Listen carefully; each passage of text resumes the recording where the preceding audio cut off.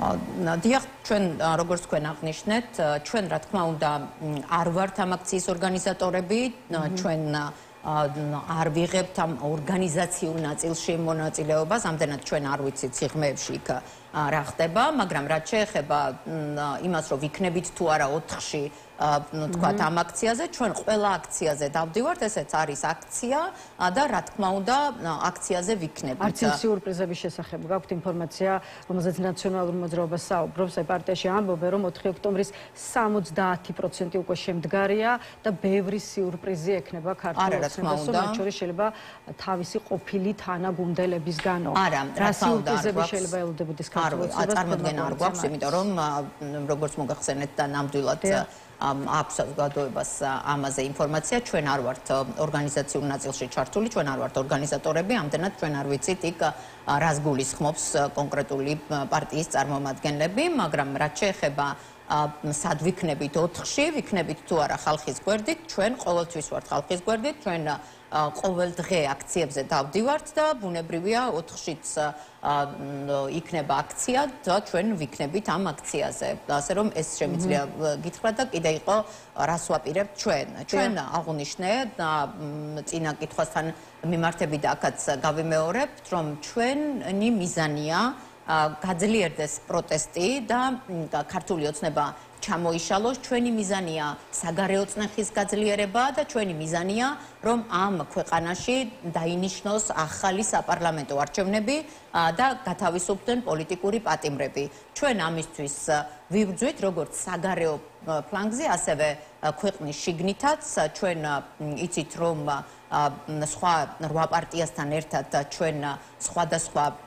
ღონისძიებებს ვაწყობთ, ჩვენ ვქონდა პროტესტის მარშები, იგივე უვიზოსთან დაკავშირებით, იგივე ქართული ოცნების პოლიტიკასთან მიმართებით, კვლავ გვექნება ასევე და ამაზე დავაანონსებთ, როდესაც გონივრული ვადა მოვა ამისთვის, ასე რომ ჩვენ არ ვჩერდებით, რომ ქვეყნის შიგნით გაძლიერდეს პროტესტი და ქვეყნის გარეთაც და აქვე მინდა რომ აუცილებლად უნდა აღვნიშნო, რომ ის რომ ჩვენ პროტესტს, ის რომ ხალხთან ერთად ჩვენს პროტესტს, რა თქმა უნდა, პოლიტიკური პარტიების პროტესტს და კონკრეტულად კი კოალიციაცრულებისთვის პროტესტს აქვს თავისი შედეგი, ეს გამოჩნდა თუნდაც დღეს სახელმწიფო დეპარტამენტის მიერ გაკეთებული განცხადებიდან, რომელიც მან პასუხად გამოუგზავნა, როდესაც ფორმულამ გაუგზავნა კითხვა, თქვენ იცით რომ ბატონმა კობახიძემ აღნიშნა, რომ ჩვენ მზად ვართო ამერიკის შეერთებულ შტატებთან დავიწყოთ სუფთა ფურცლიდანო, ასე ვთქვათ, ურთიერთობაო და უთხრეს ნათლად, კვლავ გაიმეორეს ის სიტყვები, რაც მიუნხენიდან გამოუგზავნეს, ეს მესიჯი, რომ იქ, სადაც არის დემოკრატიის უკუსვლა, ჩვენ აქ თუ კი არ,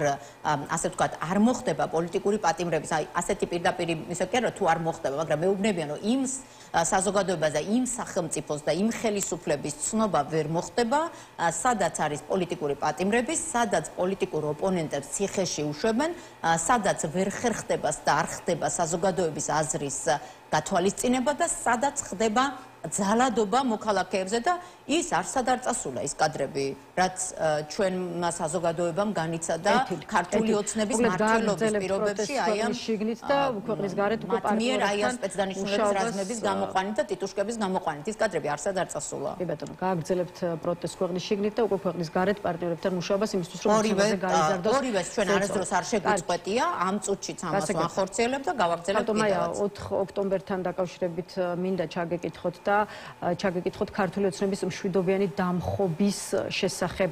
მოწოდებაზე. თქვენ იურისტი ხართ, ასეთი მოწოდება არის თუ არ არის კანონსაწინააღმდეგო ქმედება, რომელიც შესაბამისად კანონით ისჯება. ირაკლი კობახიძე ასე ეხმაურება ხელისუფლების მშვიდობიანი დამხობის შესახებ მოწოდებას, ამიტომ საინტერესოა თქვენ რა სიტყვით. კობახიძის ციტატა: თუ იმედი აქვთ, რომ პროვოკაციებითა და სისხლის სამართლის დანაშაულების ჩადენით შეიძლება ფონს გავიდნენ, არავინ მისცემს მათ ამის საშუალებას. არის თუ არ არის რევოლუციის მოწყობის შესახებ მოწოდება, მშვიდობიანი რევოლუციის შესახებ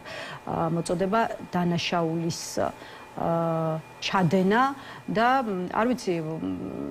აწი ხომ არ უნდა ველოდოთ დაკავებებს თუ უნდა ველოდოთ ბარემ ამ კითხვასაც დაგისვა. ქართულ ოცნებას ბუნებრივია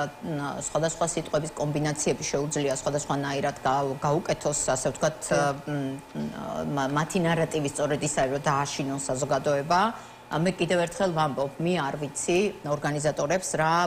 რას გულისხმობენ ამ სიტყვათა წყობაში, რომელიც თქვენ აღნიშნეთ, არ ვიცი, წარმოდგენა არ მაქვს, იმიტომ რომ ჩვენ როგორც გითხარით არ ვართ ჩართული მათ ორგანიზაციულ საქმიანობაში და არც იმ ვთქვათ იმ მოსაზრებებში თუ რას გულისხმობენ, მაგრამ რაც შეეხება იმას, რომ როდესაც რევოლუციურ განვითარებაზეა საუბარი, ეს არის ისეთი განვითარება, როდესაც ხალხი ითხოვს ცვლილებებს და ხალხის რაოდენობიდან გამომდინარე პასუხისმგებლიანი ხელისუფლება ხალხის მოთხოვნებს ითვალისწინებს. ამას ეუბნება სწორედ მას სახელმწიფო დეპარტამენტიდან, როდესაც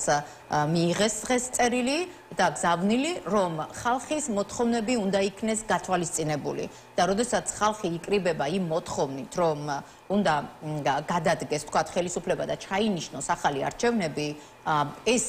დანაშაული რატოა? ანუ ის რომ ქართული ოცნება სიტყვებს გამოედევნება და რაღაცა სიტყვათა წყობას იყენებს ადამიანების დასაშინებლად, ეს თავის მხრივ ცუდია. მაგრამ ორგანიზატორულ ნაწილში ჩვენ არ ვართ ჩართული, მაგრამ ის რომ ხალხის რაოდენობას, ხალხის მოთხოვნას ქართულმა ოცნებამ და ნებისმიერმა პასუხისმგებლიანმა ხელისუფალმა უნდა მიაქციოს ყურადღება და პატივი უნდა სცეს. თუ კი ის ამბობს, რომ ჩვენ ვიცავთ ქართული ხალხის ინტერესებს, ჩვენ ვიცავთ ჩვენი ხალხის სუვერენულ უფლებებს, ჩვენ ვიცავთ ჩვენი ქვეყნის დამოუკიდებლობას, მაშინ თუ კი შენ ხალხის უფლებებს სცემ პატივს და ხალხის სურვილს და ნებას და სუვერენიტეტს, იმიტომ რომ ხალხი არის ხელისუფლების წყარო, მაშინ როდესაც ხალხი ამას მოგიწოდებს, შენ უნდა ჩანიშნო ახალი საპარლამენტო არჩევნები და ხელი შეუწყო ამ ქვეყანაში დემოკრატიის განვითარებას და ევროპული მომავლის განვითარებას. ქავტომაია, ბოლო კითხვა მინდა დაგისვათ.